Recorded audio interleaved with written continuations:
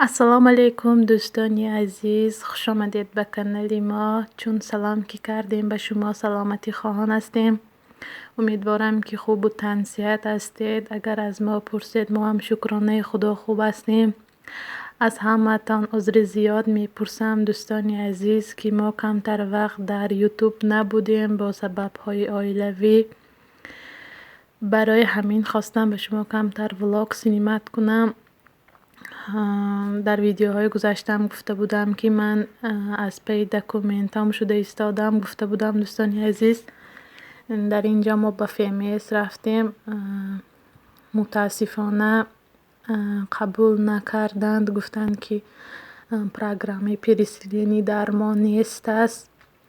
من همه حجت هایم را پریوات کرده بردم، متاسفانه قبول نکردند. راستی گپ زیغ شدم. اکنون شوهرم گفته ایستادند که به تاجیکستان می روی. راستی گپ از یک جهت خرسند شدم چون که به پیش آچه جانم می روم. از جهت دیگر خیلی زیغ شدم دوستانی عزیز، چون همه شما خودتان می دانید که وضعیت در تاجیکستان چه خیلی دشوار است. راستی گپ خیلی در آنجا من عذاب کشیدگی بودم، برای همین نمی خواهم رفتن. نمیدانم ممکن این ولاگ ما آخران ولاگ ما در شهر مسکو می شود، در شهر مردم. نمیدانم ممکن که با شوهرم از فکرشان گردند.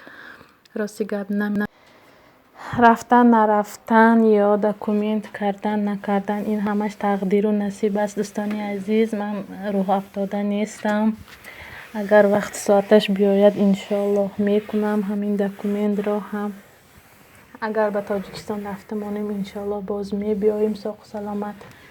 من از چی میترسم بعد از رفتنم دیپارتاسی نکنم. گفته برای همین میترسم، چون که شوهرم در اینجا من در تاجیکستان به فکرم که نمیشود. برای همین خیلی زیغ شدم دوستانی عزیز. در اینجا باشد من بدانه شوربا کرده ایستادم و ماهی را زیربانیده ایستادم. اول ماهی را نمک کردم، بعد به آرد غیل مانده حاضر می زیربانم. امیدوارم که ویدیوی ما به شما معقول می شود.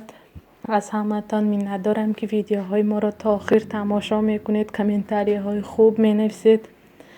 از همه شما یک خواهش دارم، اگر ما به تاجیکستان رفتمانیم در حق هم دعا کنید که تا که دیپارتاسی نکنند با ساق سلامت به نزد شوهرم بیایم دوستانی عزیز.